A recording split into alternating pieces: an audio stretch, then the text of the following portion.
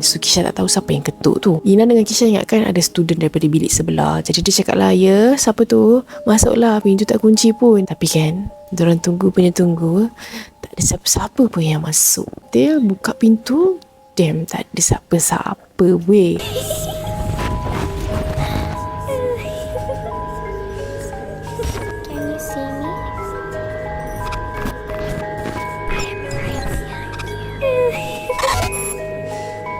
Why do you seem so scared? All I wanted to do was play with you.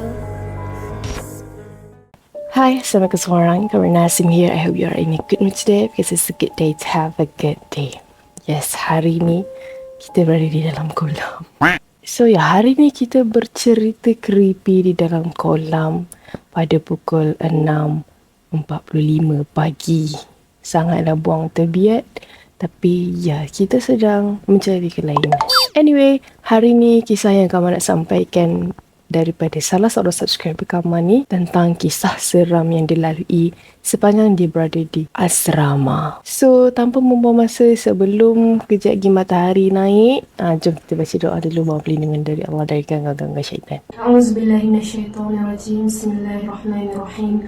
Rabbi a'udzubika min hamazati syayatin wa a'udzubika rabbi an yahdurun.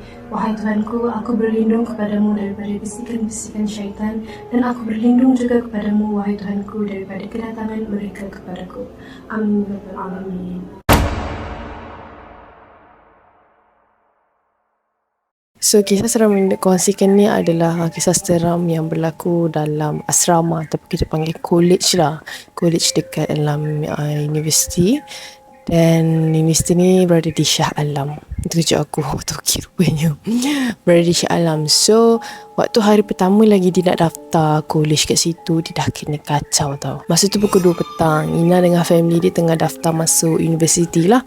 Jadi teruslah bawa barang-barang Ina ni dekat asrama. Dia memang panggil tempat rumah dia tu asrama. Masa nak masuk asrama tu, dia bukannya asrama yang ada banyak bilik tu tau, tapi asrama dia macam dalam rumah, college yang rumah lah. So dalam rumah tu adalah beberapa yang dah ada orang lah, yang dah rumit-rumit, housemate dia dah masuk dalam rumah tu. So Ina ni kira masuk lambat jugalah daripada housemate yang lain. Dalam asrama tu ada 4 bilik.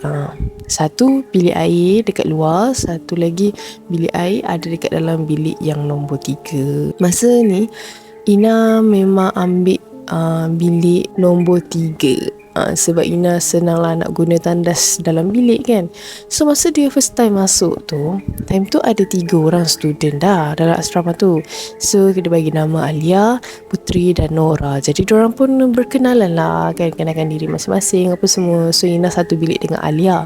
Kiranya diorang berdua je dalam bilik tu, dalam bilik nombor 3 tu. Dan dalam setiap bilik dia punya keluasan tu dalam 4 orang boleh masuk. Sebenarnya betapa besarnya rumah tu kan. So bila settle hantar barang apa semua, barulah Ina ni masuk balik ke dalam asrama dia. Tapi petang tu ramailah macam nak keluar kan, housemate dia, roommate dia semua nak keluar. So roommate dia yang Alia tu ajaklah Ina ni sekali. Tapi masa tu Ina penat gila sebab daripada subuh tu kan dia uruskan macam-macam hal untuk pendaftaran universiti dan sebagainya. So dia tak nak lah ikut.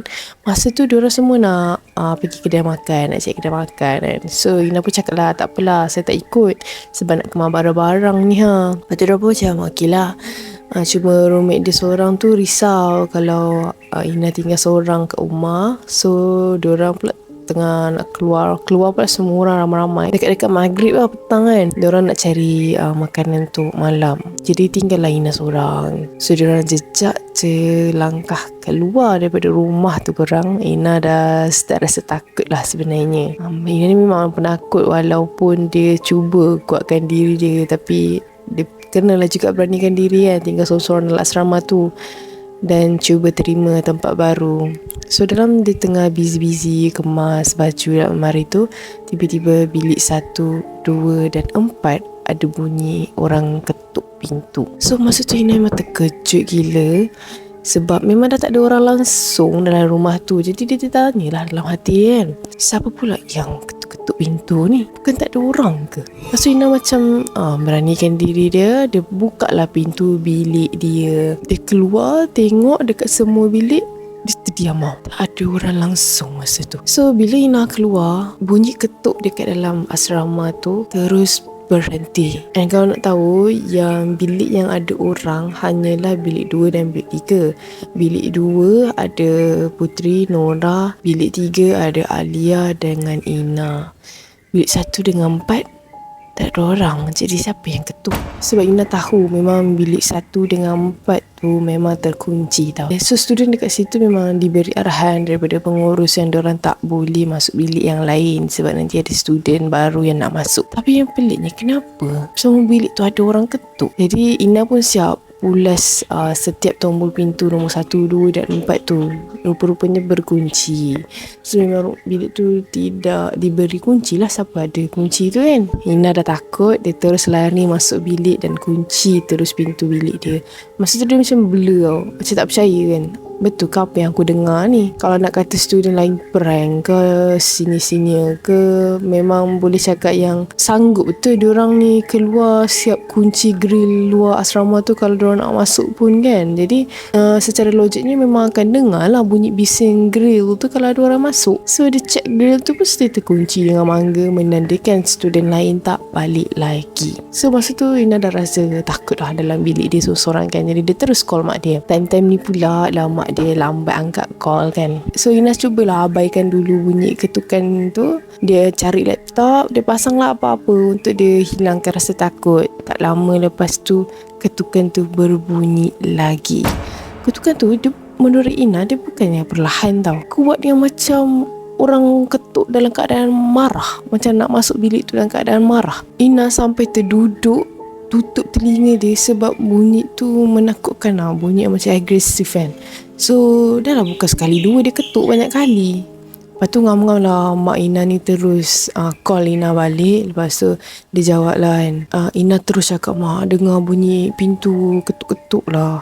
So mak Ina boleh pula cakap, benda tu nak sambut Ina lah tu. Aduh. Lepas tu mak dia cakap lah, abaikan je lah kan, tak ada apa-apa. Lepas tu Ina pun terus lah lipat baju kat asrama tu apa semua. Dan dalam masa yang sama bunyi ketukan tu dah tak ada. Lepas tu setelah beberapa jam barulah kawan-kawan Ina ni balik. So Ina macam nak tanyalah dekat roommate dia dekat situ kan, pernah tak kena ganggu kat sini kan. Tapi tak jadi sebab dia terlampau penat. Jadi hari kedua pula kawan-kawan dia ni nak pergi keluar pula ke KL. So masa tu Ina pun banyak kali lah fikir kan, nak ikut ke tak, nak ikut ke tak. Sebab Ina ni dia dah start rasa nak demam tau masa tu. Tapi masih tak teruk mana lagi lah. So lepas Zuhur macam tu diorang pun siap-siap.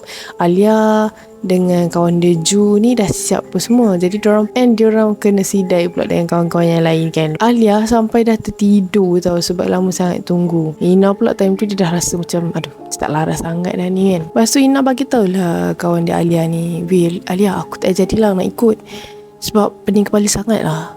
Demam aku macam dah start teruk je ni. Lepas tu Alia ni rasa bersalah lah sebab Ina ni dah lah budak baru kan. Lepas tu kena sidai pula dengan kawan yang lain. Ina buat okey je lah. Dalam hati dia, aku mana ada mood kalau kena sidai macam ni kan. Kalau 30 minit tu tak apa, tapi dia berjam-jam. Astaga.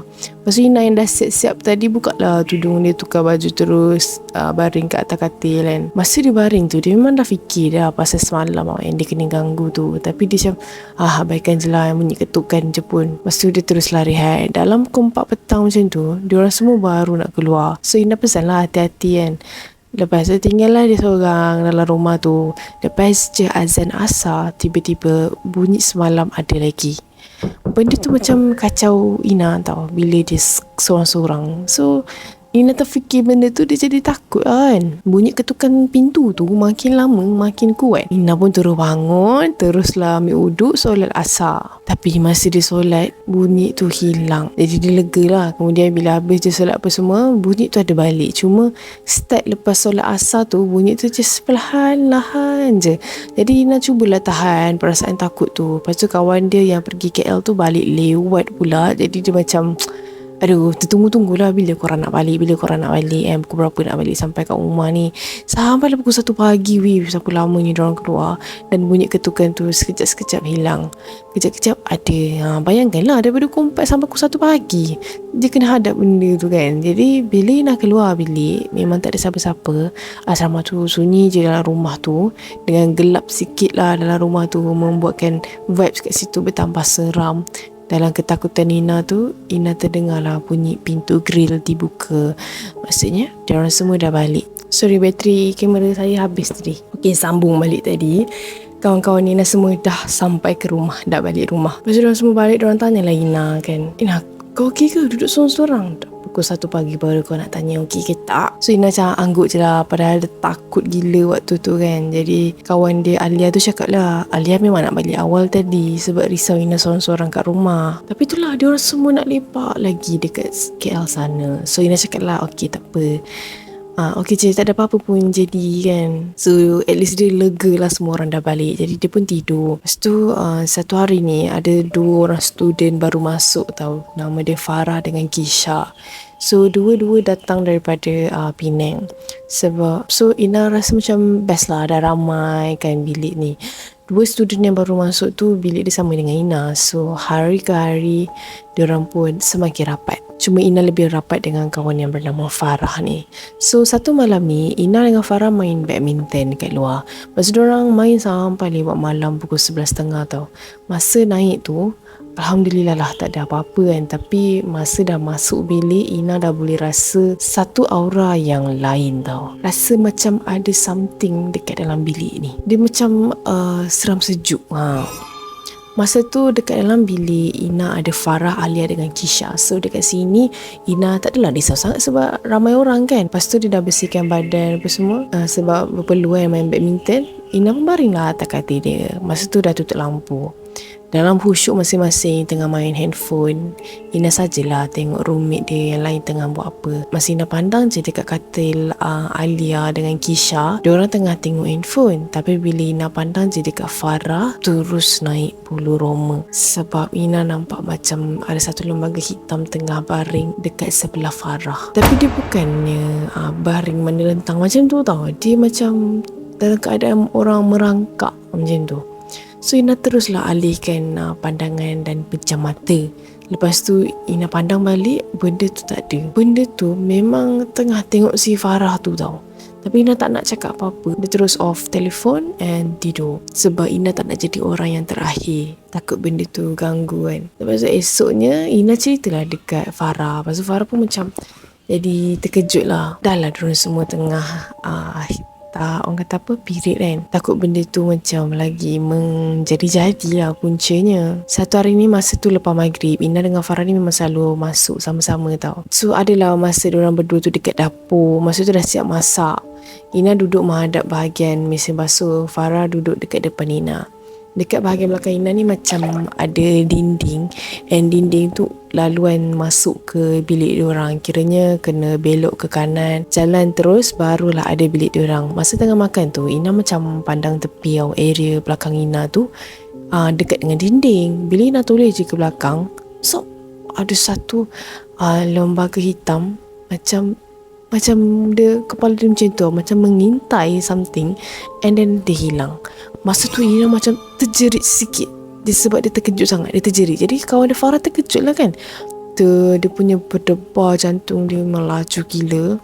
Bayangkanlah benda tu macam dah lama intai dia orang dekat dinding tu. Bila Ina pandang, pop, dia terus macam hilang kan. Dah lah laluan dekat dinding tu gelap. So Ina katalah, tak ada apa-apa, makan cepat. Lepas tu kita masuk bilik. So Farah masa tu macam tertanya-tanya kan, dah kenapa si Ina ni. Lepas tu malam tu berakhir dekat situ lah. Lepas isyak, Ina dengan Farah turun main badminton lagi.